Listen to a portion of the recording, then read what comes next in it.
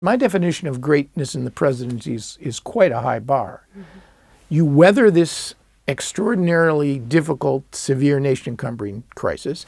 You extract from the crisis some piece of transformative change on some aspect of how we see ourselves, how we govern ourselves, some political, social, or economic dimension that transforms the country forever. And finally, you rise above your narrow partisan circumstances and come to be appreciated in time as a true national resource. That's a very, very high bar.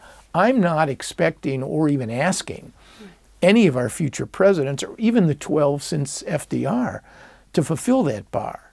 I'm trying to create a realistic and a more sober standard for judging and evaluating our presidents, and getting us to understand that the cardboard characterization that we have of our president, elected with mandate, brilliant and attractive figure, gives speech, and somehow magically opposition fades away and transformative change occurs. We have this notion that the president is the persuader in chief, and if only he would tell the right story, if only he would create the right narrative, then people would understand. But the reality is presidents are limited by the circumstances in which they inherit. And the great ones intuited and exploited those moments. They understood what was possible. Teddy Roosevelt lamented the fact that he didn't have, even though he was quite a consequential president, he belongs in my second category of what I call the close but no cigar presidents. He lamented the fact that he didn't have a crisis. In fact, he said that had there been no Civil War, no one would have known Lincoln's name.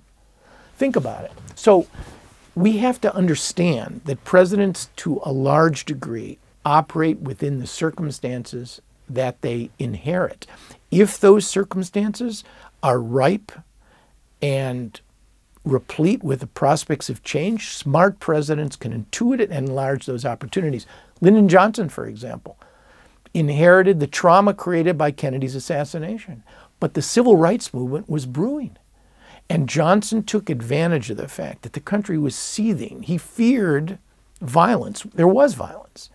And he saw this as a real opportunity to do what Kennedy had started, which was to pass a comprehensive civil rights bill. And he worked with Congress, which was functional, with R's and, of course, the D's, and produced the 1964 Civil Rights Act, which Todd Purdom in his book, which I would recommend, An Idea Whose Time Has Come, described as one of the most significant pieces of social legislation in the 20th century, if not the most significant. So they inherit circumstances. If they have the right ones and the character and capacity to go with it, they have a shot at getting in the Presidential Greatness Club. And the problem is, or the reality is, that since FDR, the three C's, like the sun, the moon, and the stars, have just not aligned.